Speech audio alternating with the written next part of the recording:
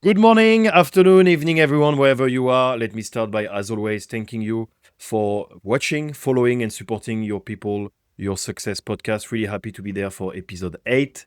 Today, we're going to be talking about a very interesting topic, a very interesting perspective to leadership, and answer a very important question.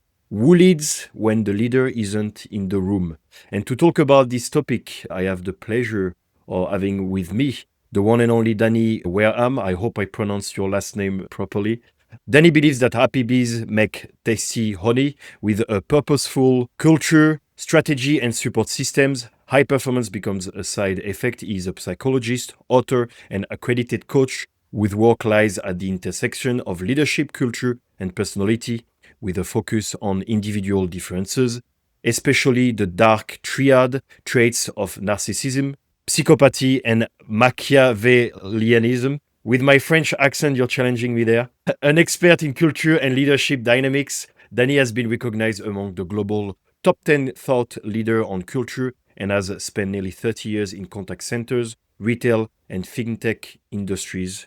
I hope that introduction was up to the gentleman I'm having with me. Hi, Danny. Thank you very much for being here. Good morning, Pierre, and very well done with the French accent. I think I might have chosen those words to do, or those study areas around narcissism, psychopathy, and machiavellianism, just so that you would trip over your tongue just a little bit.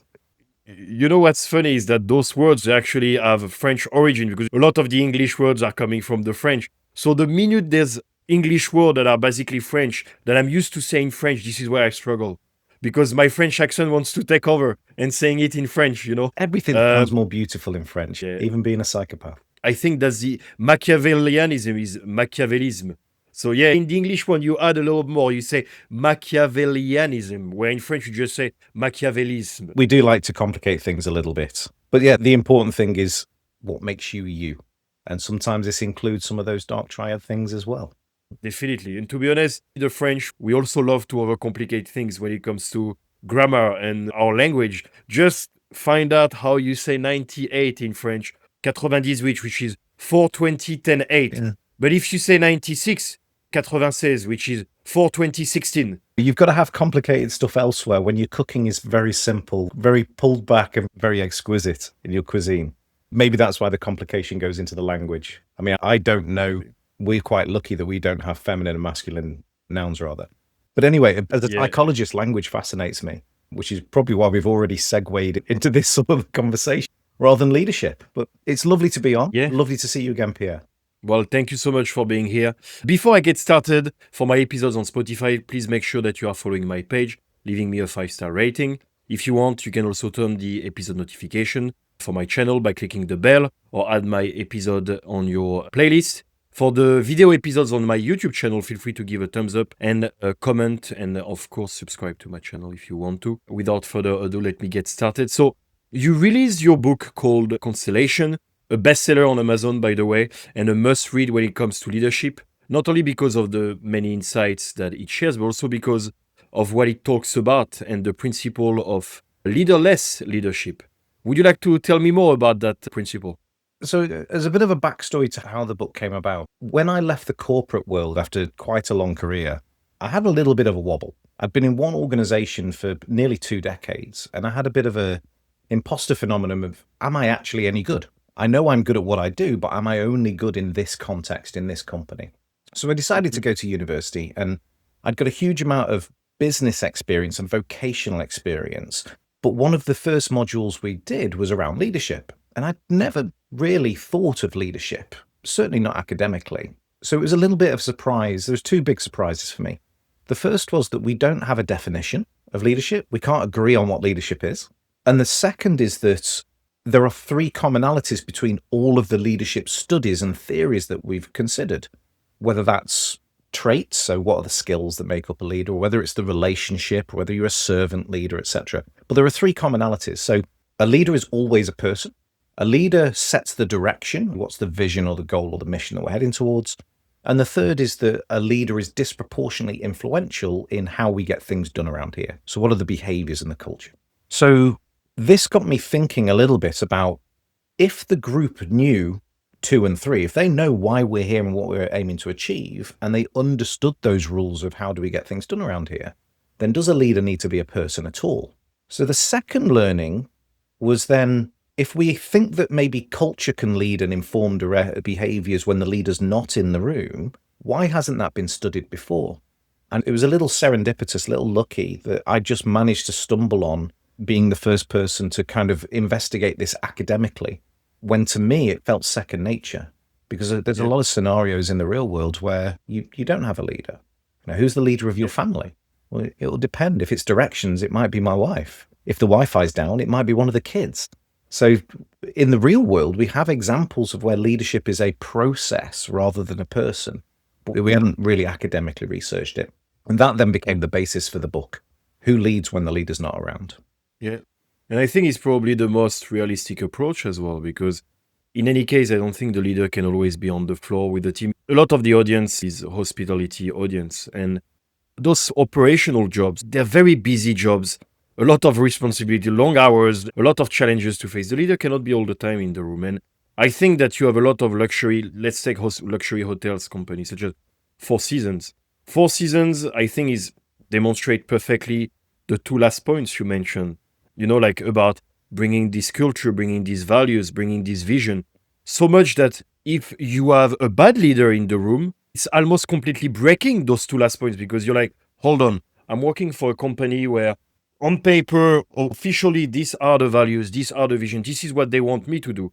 But then I have a leader who is authoritative, who is very strict, who thinks the best way to lead is through authority rather than influence. It can have literally the opposite effect. So yes, just the fact of delegating as well, you need to be able as a leader to know that your team is doing a great job when you're not there. I've been a leader myself of a very large team when I was working in hospitality. I can tell you that's the hardest thing to do. And I wish I met you at that time. The thing is, this approach is tried and tested. The book itself, I wrote in 3 parts. I'm a bit of an idealist. I do think that a rising tide raises all boats. Nobody comes to it wanting to do a bad job. So when I wrote the book, I split it into 3 sections. The first was, how did we get here? What's the history of leadership theory, culture, psychological safety, etc., that's got us to where we are today? The second was then, here's the research that suggests that there's a better way that, as you say, is more natural. And the third is then, don't take Danny's idealistic vision of the world that this is just some sort of theoretical, it works in the lab type scenario. Here are some organizations that are already using it and have been using it for an awful long time. The armed services, the British armed services and the French armed services as well, use something called mission command. And mission command is basically before a mission, even if it's a peacetime mission, like, if King Charles is doing a tour of horse parades and the army have to get out and blow the trumpets and so on, they use exactly the same as if they were doing an incursion into a foreign nation, for example. And that is, before the mission, they have vertical leadership. So you have one person in charge, there is a hierarchy, there is who's on the team, what's the tactics, what's the contingencies when things go wrong, what's the plan. After the mission, there is vertical leadership. So you have debrief, what went well, what didn't, what's the reward and recognition, is there any disciplinary action, etc. So you have traditional vertical leadership. But what comes out of those 2 sides is what we call mission, motive, and intent. So intent is, why are we here? What are we trying to achieve? And motive is, why are we trying to achieve it? And what that does is that when the mission is happening, everybody knows what are we here to achieve and why are we here to achieve it. So when things don't go to plan, when something goes off script, when something happens that wasn't in the contingency, we don't have to stop what we're doing and go back to a chain of command and get permission. We can all be autonomous within these sort of guide rails.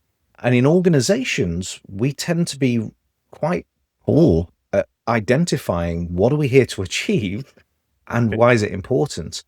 And then we don't have the team psychological safety that allows people to contribute towards that. And if you take a hospitality example, if your restaurant is very clear that if they recognize that people, they're not there to eat food. They are there because this is the first night out they've had without the kids. This is a chance to reconnect and remember that relationship that we've got. That's the emotional reason that we've come for a night out to eat good food and have good service and good hospitality. So if the organization recognizes that, our responsibility is to make sure that they have a night that lets them forget their normal day. It then becomes, what can you as an individual employee do to help that? And it might be that your job is pot washer, But you have an awful lot of skills, not just pot washing, that could help towards that. But by having that clear North Star, by having that intent and the motive, it allows you to liberate more of those skills and experiences to help towards achieving that. Organizations tend not to do that. They know what they do. We serve food. We've got 80 covers tonight, but they don't necessarily understand why they do it or why it matters. So as a result, we end up with people with very specific job titles, very specific roles. And even if they could help in a different way, that's not your role. Stay in your lane. So this is why leaderless leadership is important. I love the relationship you made with hospitality and the example of a restaurant, because it reminds me of when I train myself. I always say something very simple to myself. I can deliver the best content if I don't set the right mindset on why I'm here, not only on the importance of customer service, but also on the importance of their role in delivering customer service. If I don't set the right mindset, but also the right expectations of themselves, but also of me, I can deliver the best content. They're never going to apply it because they have to go from having to do it to wanting to do it. And the number one reason why poor customer service is provided is not because of lack of skills, it's because of people's mindset, of how they perceive customer service, mainly in the UK, where customer service is not valued as much as it should. You take the example of a Parisian waiter who is very rude. Yes, he's very rude, but he's very proud of his job. That's why you have people over 40, they're still waiters in brasseries in Paris. And probably that's where the ego comes as well, is because he has a certain pride. He's proud of doing his job.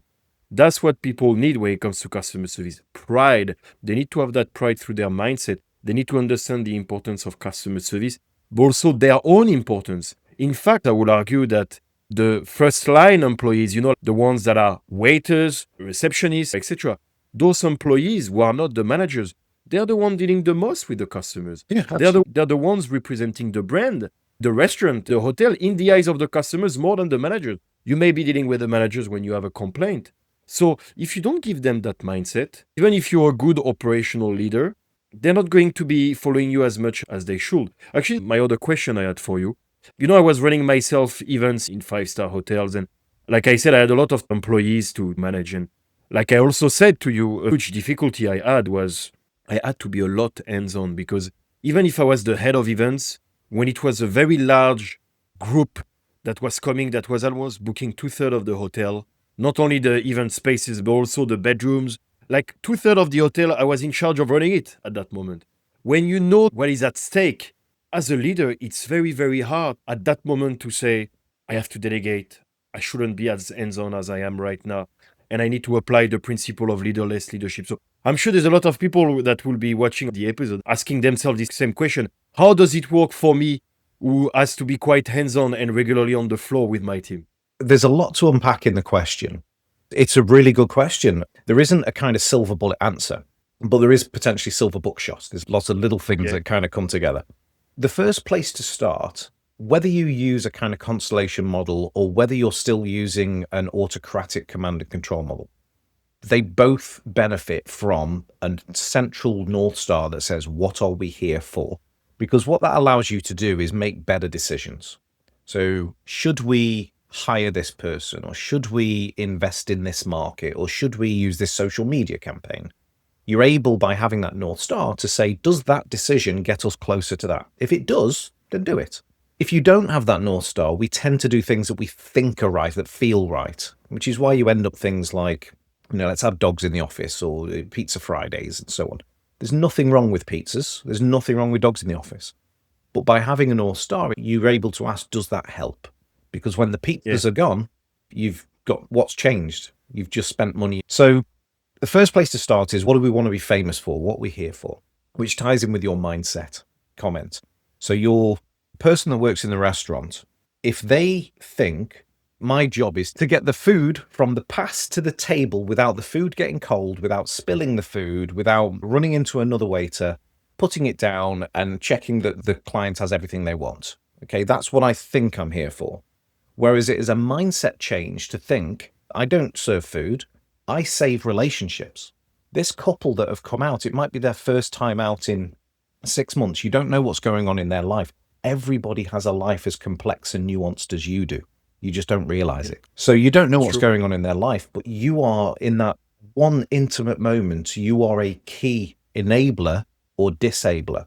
If you go into the relationship like that, that is a very different level of hospitality. It's a very different intentionality around the interaction. So the role of leaders is they're not there to fix everything or do everything or even delegate everything. If they set that North Star and then hopefully set the how do we do things around here? What are the tolerances around our non-negotiables? People have a habit, all of us have a habit of kind of rising to that. How can I be seen? How can I belong? How can I contribute?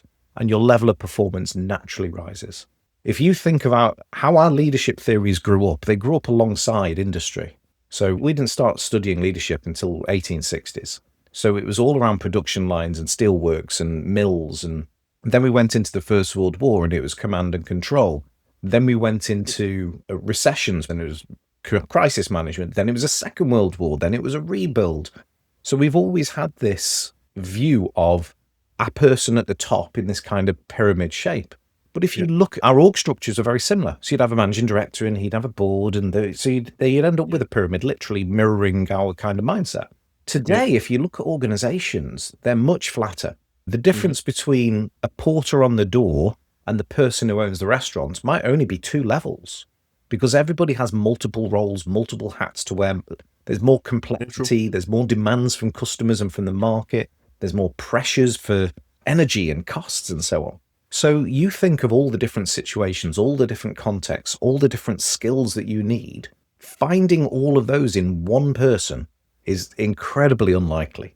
So rather than trying to keep upskilling that one person, how can you instead use this North Star and this how do we get things done around here so that everybody can contribute and distribute that leadership somewhat? So a long kind of convoluted answer, but if there is a silver bullet, the place to start is, what are we here for? What do we want to be famous for? And it is not, we do really good steak. It's we save relationships. That's what makes your restaurant different to somebody else's. That's what makes your hotel different. You're not a bed for the night. If you want to be a bed for the night, great. That will drive behaviors around operational efficiency and effectiveness and cost reduction and so on. But that's not hospitality, that's service. So if you want to be great in hospitality, how do you make people feel? So you need to start with something emotive. And sometimes you even realize it because, I mean, as a leader, you will sometimes realize a team member made a mistake and you will try to address that mistake. Sometimes the team members will not even realize what they did wrong. And that shows that it's about the mindset as well, because if they don't realize what they do wrong, it means that they don't realize the goal. One of the ultimate goals of their job is to provide an experience, understand the customer's perspective more, also your importance in customer service. Probably the second trap that many customer service providers are falling into is not understanding the customer's perspective. You're on your side of the equation every day, and you tend to forget what they're looking for here. Things that may not be important to you may be very important to them. Something that may be very basic to you may be very stressful to them. Something that are obvious to you may not be obvious to them. If you don't start to understand that, to have that mindset, you can have the best methods to handle complaints, to handle customers' objections, to have courageous conversation with them. If the mindset doesn't follow, you're never going to do it right, because you're not going to do it from the right position, if that makes sense. It does. And that North Star and those kind of unwritten rules of how we get things done, they do empower or disempower employees. I travel a lot by train, as you might know from my LinkedIn. There's always a train selfie in there. Yes, always in that first class. Always. So I went to a first class lounge earlier this week in Manchester. And for a bit of context, the first class lounge is somewhere you can go before your trip. You can grab a sandwich, have a drink, and relax before your train. Now, technically, there is a rule that you shouldn't be in there for more than an hour. And this is because you could get people that sit in there and they just eat all of the sandwiches. So there's a cost reason for it rather than a service reason. But in the years that I've been traveling and staying in this lounge, I've never once been challenged around my time, because who sits in a waiting room for an hour when you travel first class? It's like a nonsense. Anyway, yesterday I went in. You have to scan yourself in. And as I've gone in, the person has said, "Morning, what time are you traveling?" And as it happened, I'd just come off the train and I just wanted to pop in to grab a bottle of water and use the bathroom. So I says, "Not, I've just arrived. I've just come to use the bathroom." And her exact words were, you've got an hour. So not hello, not please, not thank you, not help yourself. You've got an hour. Now, the organization, they've introduced something that multi-skills their employees. So previously you'd have one person that works in a ticket office, one person that works on the barriers, one person that sweeps the concourse, for example. They've now created this role, which is a multi-role, so that they can move resource around.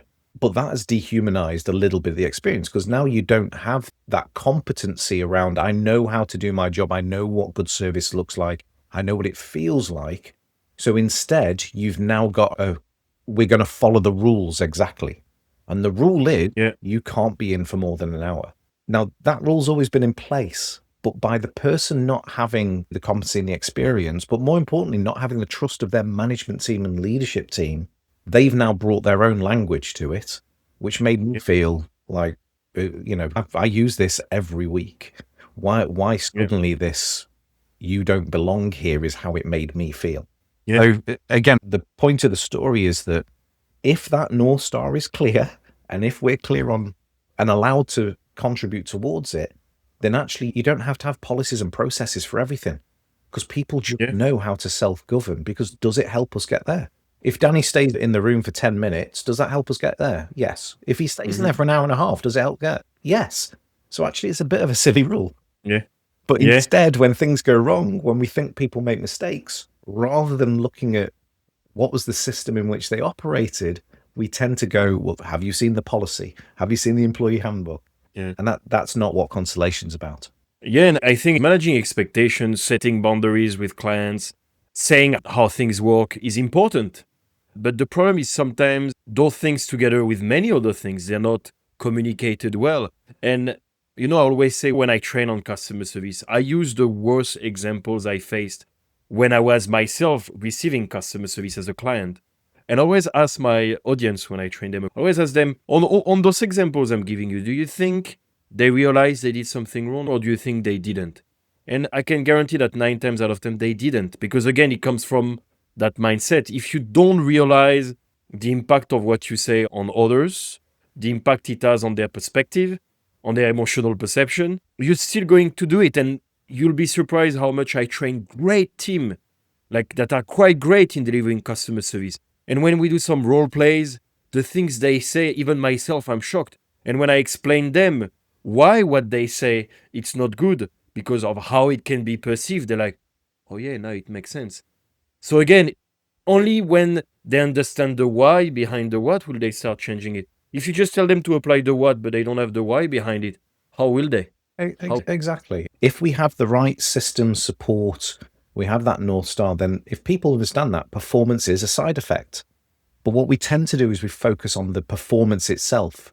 So I have an example in a contact center where we had a queue process where we'd listen to calls, and it was did they complete data protection checks? Did they note the account, etc.? But there were other things in there that made no sense. So you had to use the customer's name 5 times. Why? What value does that add? That had come about because somebody had overused the name in a conversation one time, and that had become that's an impact on the customer. Let's document that. And you're introducing complexity to your policies. You can get rid of a lot of that complexity if people know what's the non-negotiables. You don't swear at a customer, and you never leave a conversation with a customer unhappy, for argument's sake. That's right. There's plenty of room to play in there. How can you play?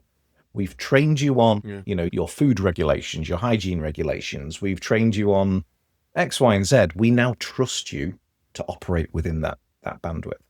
Many organizations, they don't say they don't trust, but by introducing complexity and checklists and rules and regulations, by only ever catching people doing things wrong, we inadvertently create this kind of culture that says, don't step out of line. Don't do things that are exceptional. Okay, exceptionally good or exceptionally bad. So you end up with this service. You end up with, I go to McDonald's, I buy my burger, I know it's going to be the same every time. I know I'm going to get it within 2 minutes, and that's it. Nobody ever leaves McDonald's cartwheeling saying that was amazing. Okay, got what they expected. And a lot of service industries, particularly in the UK, are getting to that kind of, they're not doing enough that I'm not going back, but they're not doing enough that makes me want to go there again. It's just I got what I expected. And opening up that corridor to say, this is what you definitely can't do, and this is what we definitely expect, and then having the psychological safety to allow people to contribute, for me, that's where real hospitality kind of sits. And at Yeah. risk of getting on a soapbox, you hired these people. So if the people aren't performing the way you wanted, my question to the employers is, was this person wrong when you chose to hire them? Or did they become wrong on your watch? It's our job as leaders, when we don't do what we're supposed to do, that work goes home with employees. It goes into their kitchens, it goes into their communities. So we have a duty of care to return our employees to their communities in better condition. And if we're not helping people say this, we want you to bring all of these skills in pursuit of helping us achieve this, then we're almost in dereliction of duty as leaders ourselves. Yeah. Again, I know that's kind of soapboxy, but yeah.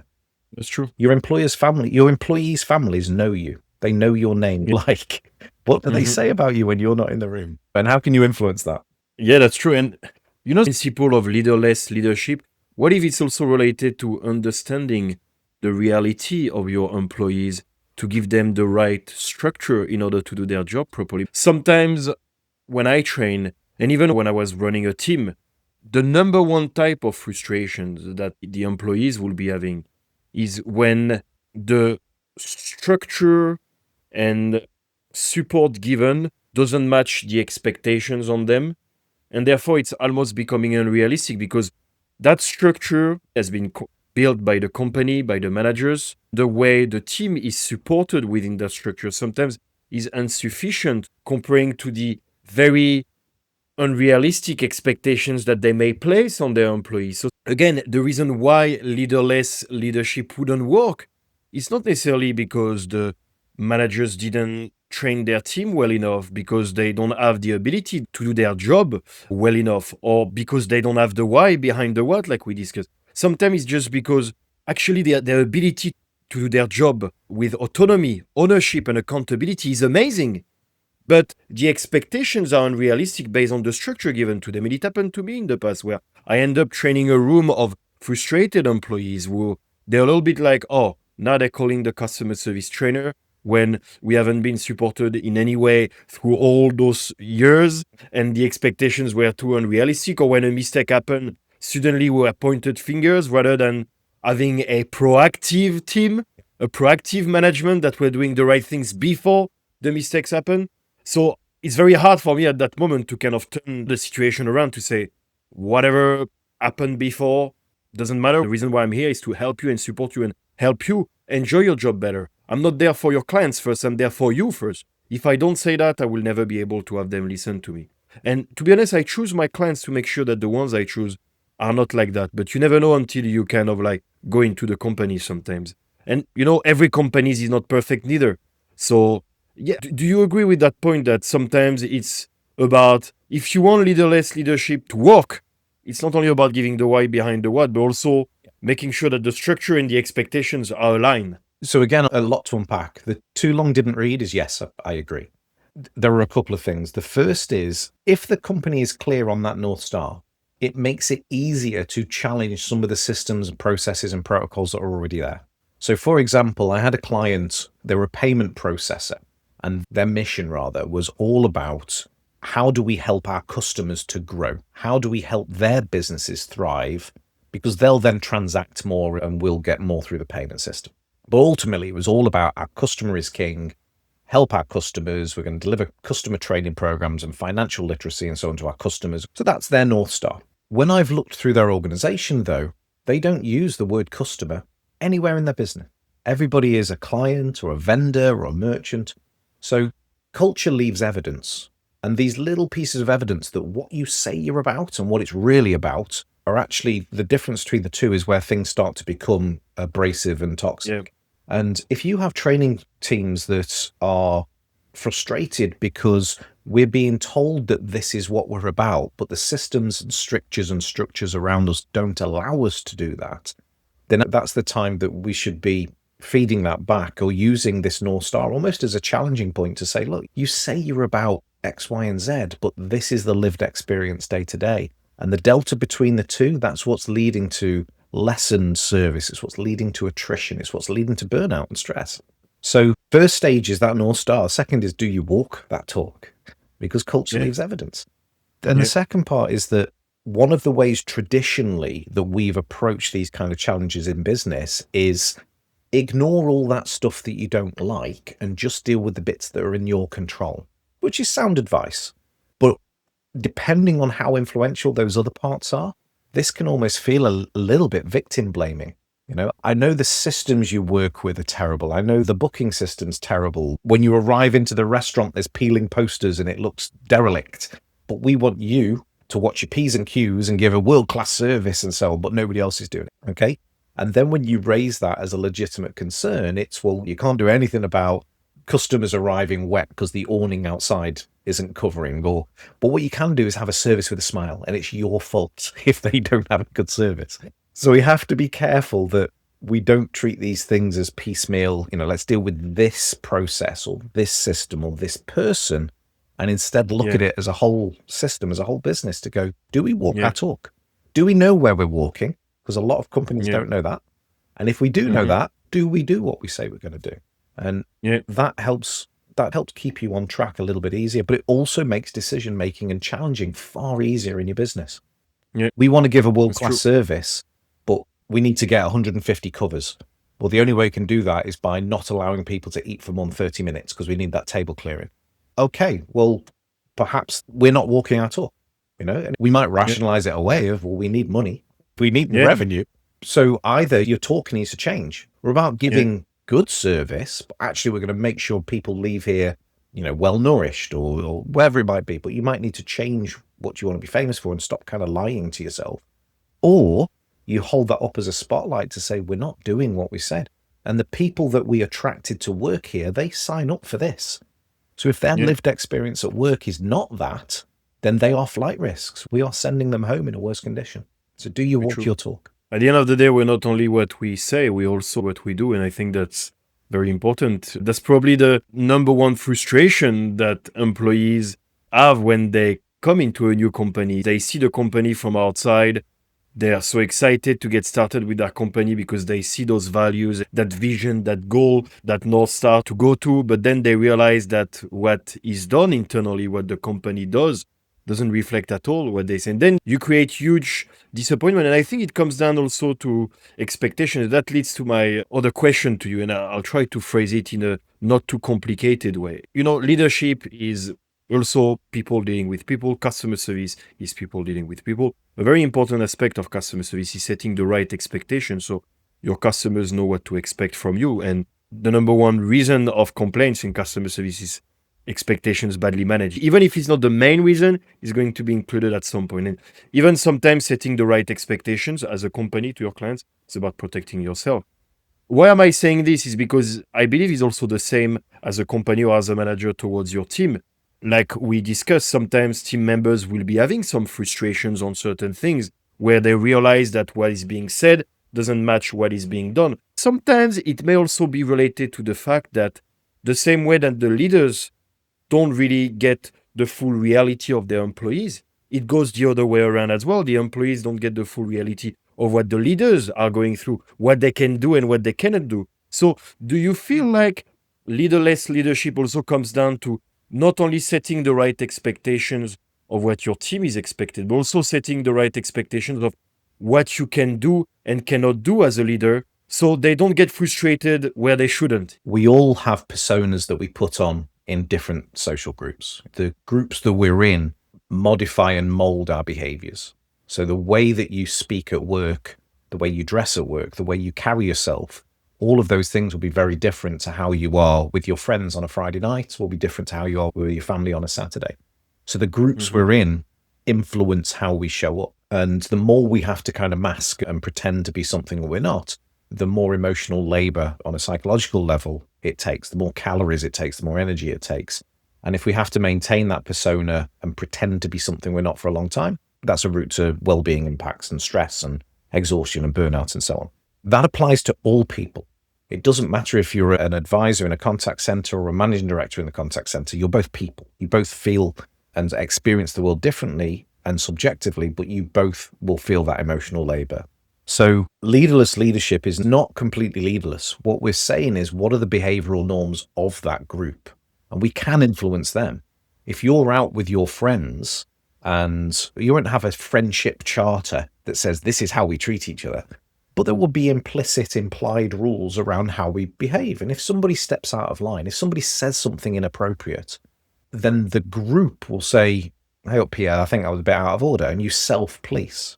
What are those implicit rules in your group, in your organization? Because if Pierre's not there and somebody else says something, the team will still self-police. It's not because of Pierre being there. So in your group, if your manager's not there, what are the implicit and explicit agreed rules of how we do things? And it might be the food never sits on the pass for 30 seconds. It might be the chef ringing the pass bell only rings it twice. Okay? Because I feel that you're treating me like a dog by going ding, ding, ding, ding, ding, ding, ding, ding, ding. And that makes me feel devalued, that I've now got to drop what I'm doing and stress and run over. So it might be these little things. Now, is it up to the waiter to say to the chef, I feel that that's disrespectful. Can you just do it twice? Well, all we might do today is we put it in a list of, these are the rules of the kitchen. So leaderless leadership is not leaderless. You already have it in your business. The question is it intentional? When the leader's in the room, what governs the behaviors? What governs the appetite for risk? What determines how far out of line people can step to help a customer? You can only give a 10% refund. That's the hard and fast. Well, I think we really made a mistake, and that's not the way to fix it. So what I'd like to do is, I don't want to give them a refund. What I want to do is ring a florist and send some flowers to his wife. That's what I want to do. There's not a rule for that. Leaderless leadership would say, is that acceptable or not? And in McDonald's, it might be the margins are so small and that would be a disproportionate response to the level of inconvenience and blah, blah, blah. So that wouldn't be how we get things done here. But if you're spending £100 on a Chateaubriand, then maybe it's different. Who writes those rules? And when you're not in the room as the leader, those rules are still there. Yeah. That's true. First of all, the same way you say you like my French accent, I love how you say Chateaubriand with your English accent. In a former life, my former partner, her parents lived in the Loire, which is why I've picked up a little bit. Yeah. But I also have quite a strong Stoke Midlands accent at times. So when I try to speak French or Spanish, I sound very clumsy. So my apologies. Not at all. And I can say on record that Danny's been speaking few sentences in French and he was better than he may pretend to.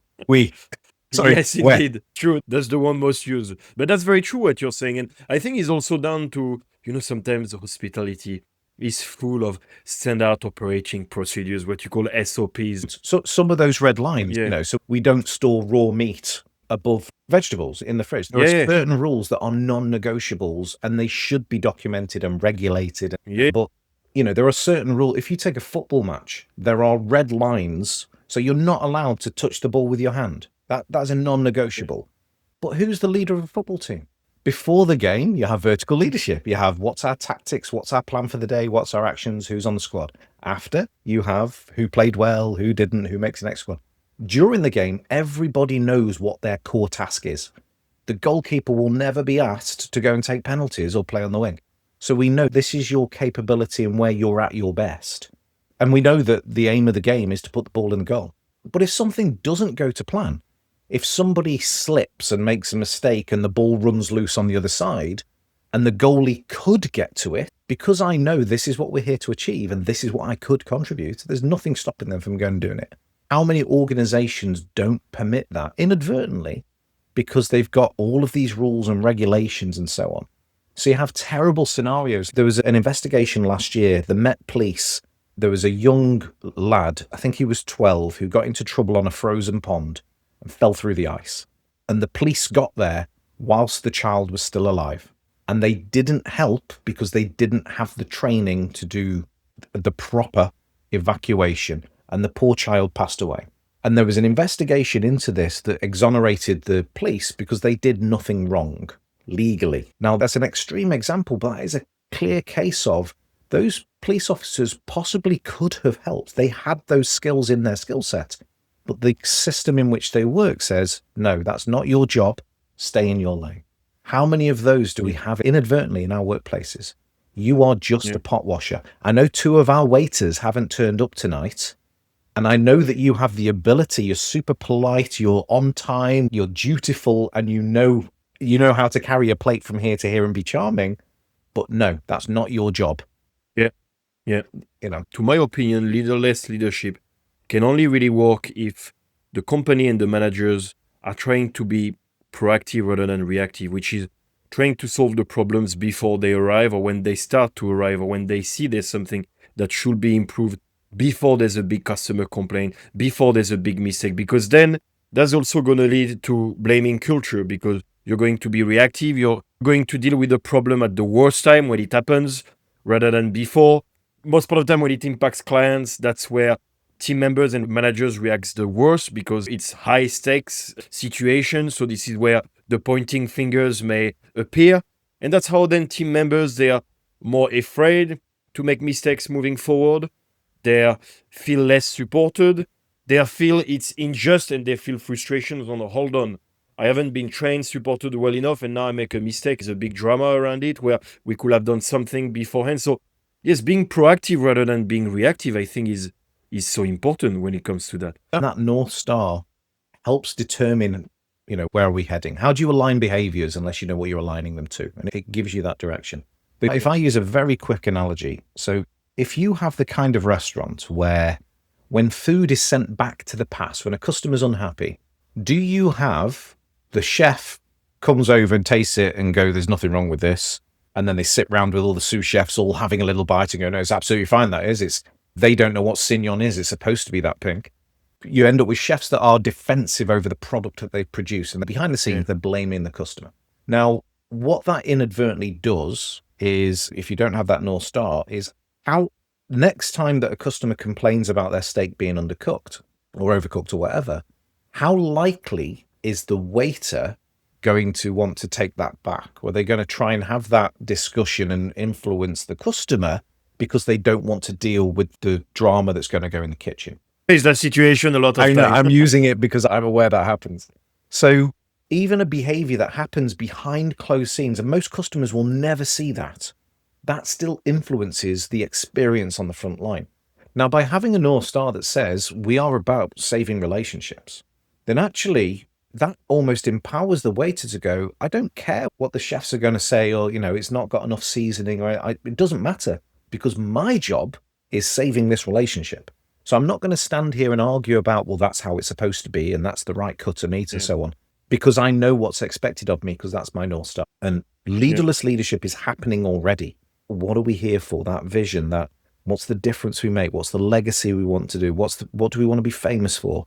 That helps direct what's already happening in your business. And if you don't have that, people do what they think is right. That's so very, very true. And a little side note to that. I think also the reason why chefs will react this way is also because we have a wrong perception of customer complaints. We tend to approach customer service the wrong way.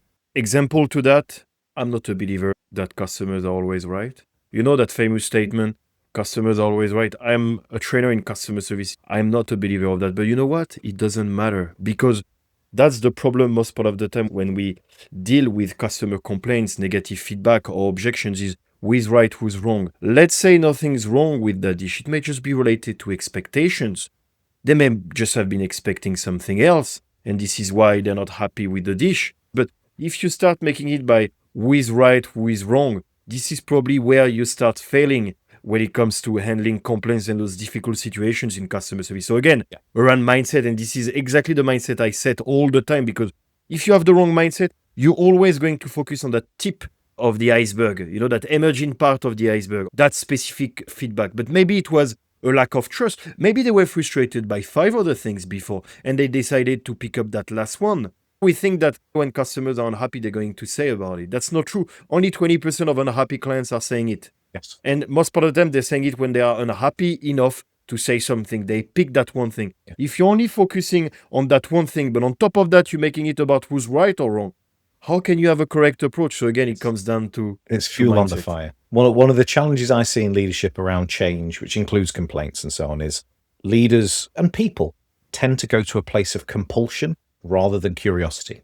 So for example, Very true. we've introduced this new booking system and the maitre d' says, I don't like it. I can't find the tables, etc. What will tend to happen is the restaurant owner might say, but it's dead easy to use. It's going to save you time. It costs us a lot of money. So they go to a place of trying to compel you to why it's a good thing, rather than tell me about why you're struggling with it. What's the impact? And with customer experience, it's very similar. The customer says, I don't like this dish. And they go, well, I've served it to 20 people today and they've all been happy. Or this is our award-winning thing. Rather than, tell me about what were you expecting? Okay, well, what do you like? You didn't realize this particular cut of meat was a slow braise. You wanted something else. What did you expect? Tell me about that. That's interesting. Now that I've been curious enough to understand, now I can deal with it, rather than I'm just going to tell you why this is a good idea or a good product or why I'm right. That is so true. And I think that curiosity is so important when it comes to people dealing with people, either it's leadership or customer service. I have one last question for you to finish that very interesting conversation. I wouldn't mind continuing for 1 more or 2 more hours. Are there any times when it's not suitable to use Constellation leadership, the leaderless leadership? So the times where it works well is when there's complexity and ambiguity. There are examples in the real world today. In America, we have immigration agents on the streets of Los Angeles and Minneapolis and so on. Now, there's an organized response to that. What's happening is the North Star is we need to protect our neighbors. So you end up with some people that could make cups of tea are sharing those with people that are able to stand outside in -20. So that's a perfect example of Constellation leadership happening.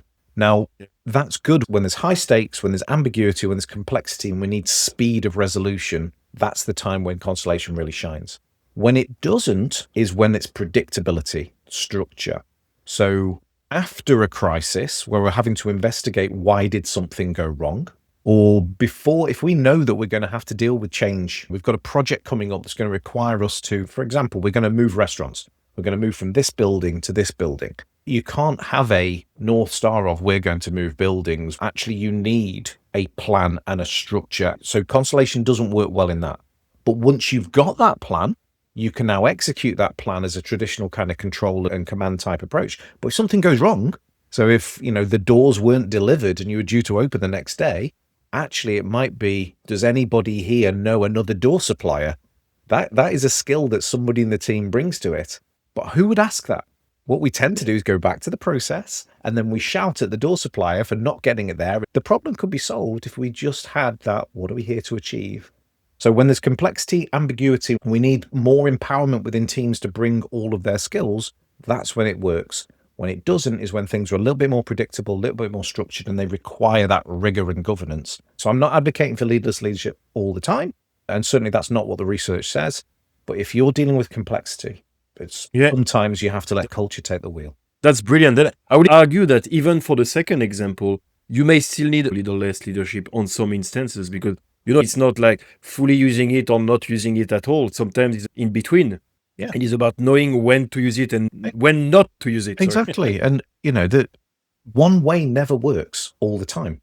Yeah. By having these other approaches in our arsenal, by being aware of them, it allows us to be more rounded. It allows us to use the skills from the entire group rather than some sort of great man or leader at the top. None of us are as smart as all of us, but do you allow us all to contribute? I think we couldn't finish better than this statement. I knew before we were about to organize this podcast together that it would be a great discussion. And talking about expectations, it definitely reached those expectations. I really enjoyed that conversation. Like I said, I could have continued it for over 1 more hour or 2 or 3. But I know that we both want to enjoy our afternoon. There's not often we get sun in April in the Midlands, so I am very much going to go out. I probably still have a jumper on, but I will still go out and get some vitamin D. That's the way to go. Well, thank you so much, Danny, for your time. I really appreciated you being here. If you want to reach out to Danny, you can do so via his website, LinkedIn link or consultancy link that will be accessible directly under this episode, either on YouTube or Spotify. You can also buy his amazing book, Constellation, on another link that I will also share right below. Danny, would you like to add anything else? If you take just one thing away from the conversation, happy bees make tasty honey. If we create the environment, the structures, the support and leadership, then performance takes care of itself. How often do we normally just focus on the output, the profits, the EBITDA, etc.? But actually, they are a result of getting this bit right first. That is so true. And that's a perfect way to conclude it indeed. Thank you so much. Danny, if you would like to reach out, feel free to do so directly on my website or LinkedIn profile. You can book your discovery call or your free platform trial if you want to try Beyond Satisfaction Academy. Thanks again, Danny. I really enjoyed that conversation. And probably we should do another one in the coming years. I'm sure we'll have Another another 3 or 4. I feel like just with this episode, we could cover so many topics. And I knew that it would be exactly this way. You bring the questions, I'll bring the soapboxes, and we can have a bit of a rant together, Pierre. Definitely. Let's do it this way again next time. And thanks again for coming. And to everybody, I'm seeing you for the next episode. Take care and see you soon.